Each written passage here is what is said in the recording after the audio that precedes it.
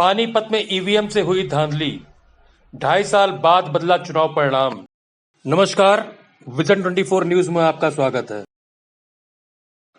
हरियाणा के पानीपत जिले में निकला एक बड़ा और मिसाल बनने वाला मामला, जो अब पूरे देश में चर्चा का विषय बन गया है। करीब 2.5 वर्ष पूर्व पुराने पंचायत चुनाव में सुप्रीम कोर्ट के आदेश पर हुई वोटों की दोबारा गिनती ने नतीजे ही पलट दिए।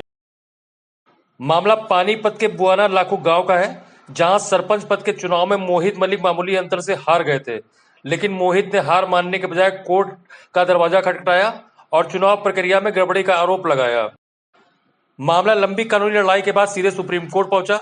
सबसे खास बात यह रही कि सुप्रीम कोर्ट के आदेश पर बूथ की ईवीएम मशीन का रिकाउंट खुद सुप्रीम कोर्ट के परिसर में हुआ, तो नतीजे चौंकाने वाले रहे। यह देश के इतिहास में पहली बार हुआ है। रिकाउंट के वोटों की गिनती में भारी अंतर मिला और वही उम्मीदवार जो पहले हार गए थे, मोहित मलिक, अब विजेता घोषित कर दिए गए। इस मामले ने पूरे देश में ईवीएम की पारदर्शिता पर, विश्वसनीयता पर सवाल खड़े कर दिए हैं।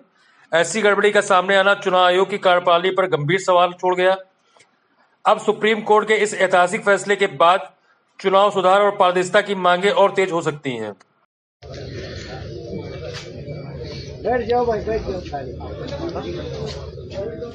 मैं मोहित कुमार पुत्र श्री सुखरामपाल ईश्वर की शपथ लेता हूँ कि मैं सत्यनिष्ठा से सभी जो मेरे साथ मेरे गांव वालों का प्यार था, स्नेह था, मेरी हिम्मत बढ़ाई पूरे गांव ने, उसका मैं तहे दिल से शुक्रिया अदा करता हूँ।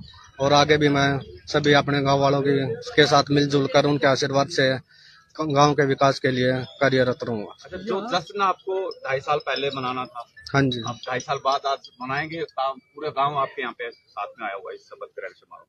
हाँ जी सर, प्यार है सभी गांव वालों का, सच्चाई की जीत हुई है। ये जब तक झूठ का तो सर छोटा ही दिन होता है, सच्चाई तो आनी ही होती है। देखिए, इस फैसले के बारे में ये है कि जब हमारे पास ये केस आया था, तो हमने जब केस को स्टडी किया तो हमें एक इस केस के अंदर ये लगा कि इसके पेक्युलर फैक्ट्स हैं।